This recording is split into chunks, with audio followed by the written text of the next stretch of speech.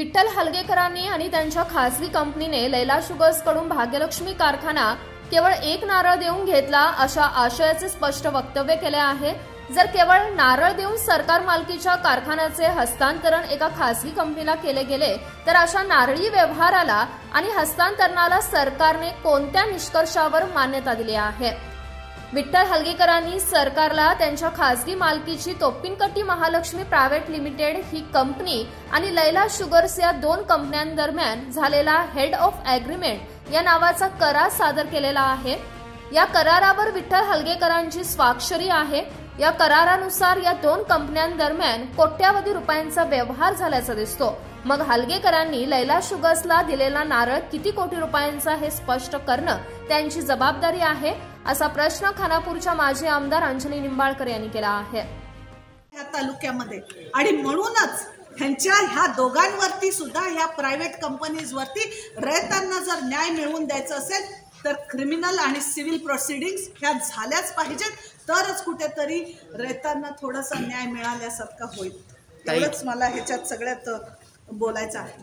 ताई, आता तुम्ही तोपिनकट्टी महालक्ष्मी प्रॉपर्टी सोसायटी आणि लैलावरती आरोप करला, कोणावरती? एक मिनिट, लैलावरती आणि तोपिनकट्टी महालक्ष्मी सोसायटी नाही, सोसायटीवर माझा आरोप नाहीये। शुगर तुम्ही चुकीचा माहिती देऊ नका। मी परत एकदा सांगते, माझी तोपिनकट्टी सोसायटीवरती नाही आहे। माझी कंप्लेन आहे Topinkatti Shri Mahalakshmi sugar and agro industries private limited. ह्या प्रायव्हेट लिमिटेडमध्ये ह्यांचेच MD सांगतायत की आम्ही तोपिनकट्टी महालक्ष्मी सोसायटीमधनं पैसे काढून ह्याच्यात घातलेले आहेत, म्हणून त्यांचे MD सांगतायत। मी सांगत नाही आहे, मी बोलत नाही आहे। मी परत एकदा कोट करते आहे, माझे स्टेटमेंट्स नाही आहेत हे। अच्छा, ठीक आहे। तुम्ही ह्या दोन्ही मी करेक्ट करतो ताई। आता ह्या दोन्ही संस्था भाग्यलक्ष्मी एक स्वतंत्र सरकारी संस्था आहे। या सरकारी संस्थांमध्ये आपलेच एक अधिकारी, सरकारने नेमक केलेले अधिकारी आहेत। या सर्व घडताना या सर्व एका दिवसामध्ये हे काही घडले नाही आहे। या सगळं हे घडताना सरकारी अधिकारी काय करत होते? त्यांच्यावरती तुम्ही कंप्लेंट करणार का? त्यांच्यावरती त्यांचा गुन्हा दाखल। आणि दुसरी गोष्ट, ह्या सगळ्या गोष्टीमध्ये ह्या प्रकरणाला कुठं तर वळवण्याचे प्रयत्न सरकारी अधिकारी आपल्यावरती येण्याचे प्रयत्न झाल्यानंतर सरकारी अधिकारी वळवण्याचे प्रयत्न केले तर त्या टायमाला काय? माझी कंप्लेंट तुम्ही नीट वाचली नाही आहे बहुतेक। त्याच्यात मी हेच सांगितलेलं आहे की ह्याचं इन्व्हेस्टिगेशन प्रॉपरली झालं पाहिजे। जो कोणी ॲडमिनिस्ट्रेटर असेल, DC असू दे किंवा कमिशनर शुगर इंडस्ट्रीज असू दे किंवा डायरेक्टर शुगर इंडस्ट्रीज असू दे, त्यांची पण एन्क्वायरी करून अंडर टेबल्स काही डिलिंग्स झालेले आहेत का त्याची पण एन्क्वायरी झाली पाहिजे। आणि ते आता एन्क्वायरी ऑफिसर म्हणून तर रिटायर्ड जज घातलेला आहे त्यांनी। रिटायर्ड जजच्या एन्क्वायरीमध्ये हे सगळं निघेल आता बाहेर, एक एक एक एक एक काय झालेलं आहे ते। आणि ते झालेलं जर प्रूव्ह झालं तर मग त्या ॲक्टप्रमाणे कोऑपरेटिव्ह सोसायटी 1959च्या ॲक्टप्रमाणे आणि 52च्या ॲक्टप्रमाणे जे काही लोपदोष भेटतील त्याला सगळ्यांनाच सामोरं जावं लागणार आहे। का मॅनेजमेंट कमिटी पेपरबाजीला आपल्यालाच म्हटले, त्यांनी पेपरबाजी करत आहेत, पेपरबाजी थांबवा म्हटलं तर मीडियाला बोलू नका, ह्या गुपित ठेवण्याची त्यांचा काय हेतू असेल ते त्यांना विचारलं पाहिजे। मीडियाबाजी मी तर आजपर्यंत गेले एवढे 6 वर्ष झालं हे करायला लागले, आजपर्यंत तर मीडियाला मी कधी ॲड्रेस पण केला नाही। माझा मूळ हेतू रयत ह्याच्यातनं घाबरून जाऊ नये, शेतकरी जो आहे तालुक्यातला ऊस पिकवायचं सोडू नये, शेतकऱ्यांचे जे हाल आज होत आहेत ते होऊ नयेत, म्हणून फक्त मी कधी माझं एक पण पेपरला स्टेटमेंट नाही किंवा पेपरला कुठे सुद्धा केलं नाही। उलट त्यांचेच असलेले हे जे विठ्ठल सोमण्णा हलगेकर साहेब आहेत, ज्यांनी हे हेड ऑफ ॲग्रीमेंट साईन केलेलं आहे, जे आमच्या तालुक्याचे, खानापूर तालुक्याचे आमदार आहेत, त्यांनीच पेपरबाजी पहिली चालू केली, त्यांनीच फेसबुकला निरोप दिला पहिला, त्यांनीच व्हॉट्सॲपला पहिलं हे केलं। मला वाटते खानापूर लाईव्हला आणि आपलं खानापूरला त्यांनीच पहिल्यांदा बाईट्स दिले। मी कोणालाच कधीच काही बोलायला गेले नाही, कारण शेवटी मला रयतांचं हित ह्याच्यातनं जपायचं आहे। आज सामान्य जनता असू दे किंवा रयत असू दे, ह्याच्यातनं घाबरून जाऊ नये ह्याच्यासाठी मी कधीच गेले नाही आहे। राजकारण ते करतायत, हिंदू धर्माबद्दल ते बोलत आहेत, पोलरायझेशन त्यांना करायचं आहे, शेतकऱ्यांना, गरीब जनता आम्ही तोंड पाडून त्यांना बोलायचं आहे. साहेब 7 महिने झालेले आहेत, तुम्ही आमदार झालेले आहात, जबाबदारी स्थानावरती आहात, कामातनं तुमचं जे काही आहे कार्य ते बोला. रयतांना दिशाभूल तुम्ही व्हॉट्सअपला सोडून, फेसबुकला सोडून, पेपरला काही देऊन, इलेक्शन टाईमला काही रस्ते झाले नाही, हे नाही, ते इलेक्शन टाईमला तुम्ही जे खोटं बोलून केलं, व्हिडिओबाजी, पेपरबाजी, 4 माणसांना हे करून इलेक्शन कुठल्या पद्धतीने कसे जिंकले आहेत, मताला 2-3 हजार, हे ते जे काय झालं आहे ते इलेक्शनच्या वेळेस जे काय त्यांनी पद्धतीने केलं असेल, मला त्याच्याबद्दल आज काही बोलायचं नाही आहे. पण 7 महिन्यानंतरसुद्धा तुम्ही ढवळाढवळी, दिवसाढवळी कसं खोटं बोलताय की आम्ही श्रीफळ देऊन शुगर फॅक्टरी विकत घेतलेली आहे, हे पेपर डॉक्युमेंट तुमच्या सहीने केले. नाही तर सांगा की मी हे माझी सही नाही आहे, मी हे चालवत नाही, ह्या प्रायव्हेट कंपनीचा आणि माझा काही एक संबंध नाही म्हणून. सरकार खोटं बोलायचं सोडून द्या, एवढंच मला म्हणायचं आहे. जनतेसाठी काम करा. इलेक्शन येतात जातात. त्यांनी मला पण एक ह्यांच्यामार्फत प्रश्न विचारला होता फेसबुकवरनं का आपलं खानापूर लाईव्ह मार्फत की राजकारण करतायत आणि त्यांना आता इकडनं बाहेर टाकणार आणि इलेक्शनला उत्तरं दिलेत. साहेब, समाजसेवा करायला लागलोय, इलेक्शन कुठल्या प्रश्नांना अशी उत्तरं देत नाही.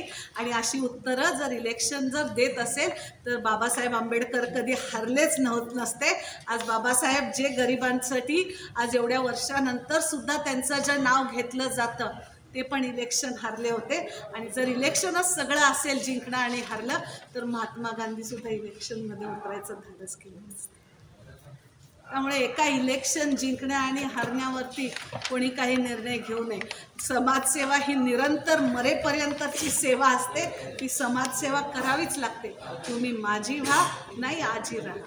त्यामुळे जनतेची सेवा ही करायचीच लागते. मॅडम, तुम्ही आता म्हटला की जनतेनं घाबरून जाऊ नये शेतकऱ्यांना, त्याबद्दल शेतकऱ्यांना तुमचं काय मेसेज आहे? माझं म्हणजे कारखान्याबद्दल तुमचा मेसेज शेतकऱ्यांना काय? मी ते मेसेज माजी आमदार म्हणून किंवा त्यांची हितचिंतक म्हणून त्यांना एकच सांगू शकते, ते घाबरून जाऊ नका. ह्याच्यात किती पैशाचा, ह्याचा परिणाम कारखान्यावर काय होईल का? मी तेच सांगतेय.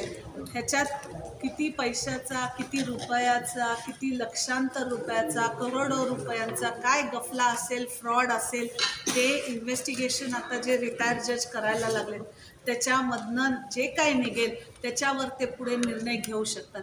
मी माझ्या तालुक्यातल्या शेतकऱ्यांना एवढंच सांगू इच्छिते, घाबरू नका. असंही बरेच जण सांगायला लागलेत आम्हाला ऊस तोडायला तोडपी मिळत नाही आहेत म्हणून. पहिलं तोडपी मिळवून ऊस फॅक्टरींना पाठवायचा आपण प्रयत्न करूया. त्याच्या पुढे हे इन्व्हेस्टिगेशन कुठे घेऊन जाईल आणि कुठला सूर्य आपल्याला दाखवेल किंवा कुठला रात्रीचा चंद्रमा दाखवेल, हे आता पूर्ण इन्व्हेस्टिगेशन सगळं पूर्ण झाल्यावरच काय ते सांगण्यात येईल. एवढंच सांगते शेतकऱ्यांना, माझ्या बांधवांना, घाबरू नका. सध्या तोडपी मिळत नाही आहेत म्हणून कालच मला बेकवाडचे सगळेजण म्हणत होते, दादा, विवेक दादा, बेकवाडला 10 टोळ्या नाही मिळत आहेत ताई, तुम्ही तरी टोळ्या पाठवा म्हणून. त्यामुळे आधी टोळ्या मिळवायचा आणि त्यांचा ऊस कापायचा प्रयत्न करूया. आज तिथं DCC बँक बागलकोट आणि बिजापूरचे पण होते, ते पण म्हणाले जर एका आमदाराचा 2 एकर जर शेती, माजी आमदारांचा 2 एकर असलेला ऊस जात नसेल तर मग शेतकऱ्यांचे काय होत असतील ह्या तालुक्यामध्ये हाल, हे आम्हाला पण कळतंय. म्हणून मॅडम, आता किती डिजिटचा भ्रष्टाचार झालाय असं तुमचं म्हणणं आहे? माझं काहीच म्हणणं नाही आहे. मी कुठेही आकडा कोट करत नाही. मी मगाशी तुम्हाला तेच सांगितलं, 50 पैशाचा जरी भ्रष्टाचार असेल तर तो भ्रष्टाचारच आहे. 1 रुपयाचा जरी भ्रष्टाचार असेल तर तो भ्रष्टाचारच आहे. मी कंप्लेंट केलेली आहे की ह्याच्यात काहीतरी फ्रॉड आहे.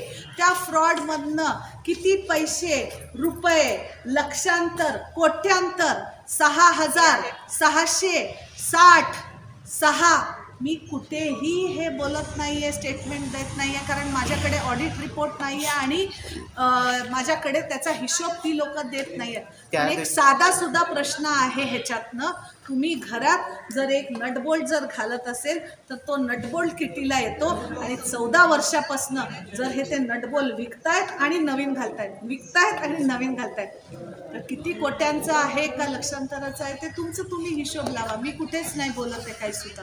आणि ह्याच्यामध्ये सुद्धा ह्याच्या पुढचं या अधिवेशनामध्ये सुद्धा या गोष्टीवरती चर्चा झालेली होती. तुम्हाला सगळ्यांना लक्षात असेल तर लक्ष्मण सवदी साहेबांनी पूर्ण शुगर फॅक्टरीज फ्रॉड चालू करायला लागलेत.